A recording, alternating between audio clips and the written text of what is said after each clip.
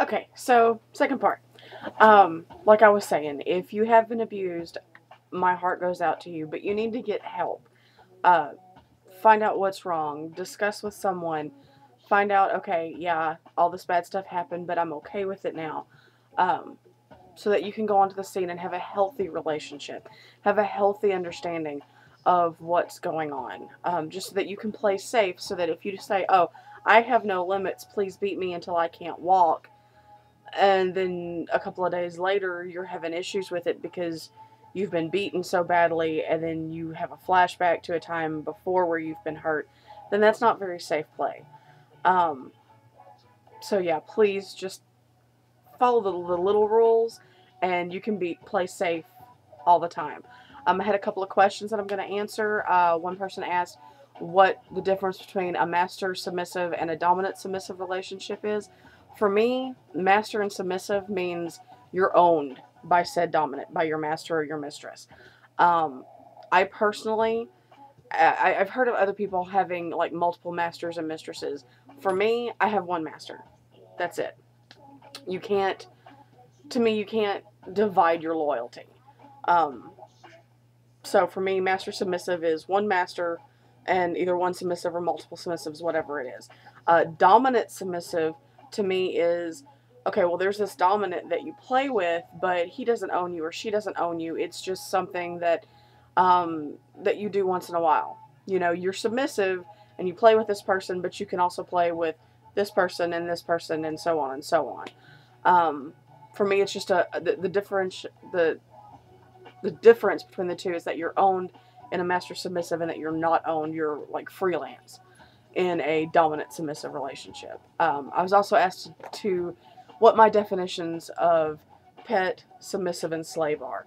Um, for me, submissive is what I am. I do surrender my will and well being to my master, but I still have my own opinions. I'm still allowed to have my own opinions. I can't live the lifestyle fully 24/7 because I have a child. And I live around people that are vanilla. And so I can't be fully submissive 24/7.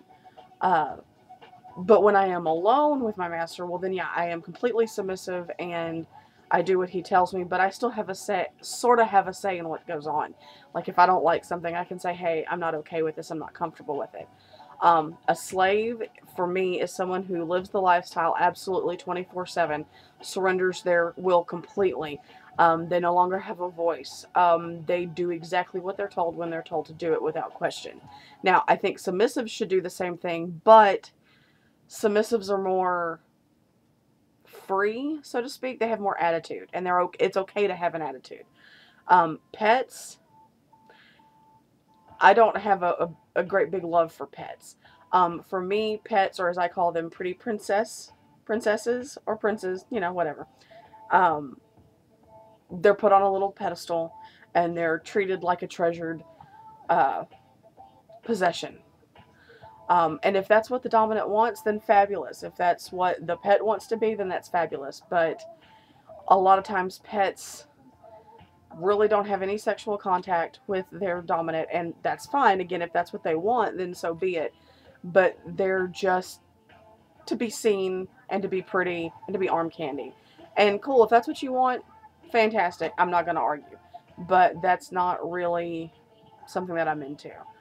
Um, I'm kind of a cross between a submissive and a slave, depending on the situation. If I'm alone, then yes, I very much am a slave. But in the real world, like I can't wear this in public. I live in the freaking Bible Belt, and I live with people who, if they knew what I was into, would probably freak out. Um, so it really, your level of commitment really depends on what you're able to do. In private, absolutely, totally a slave. In public, I'm just a submissive, and I'm respectful.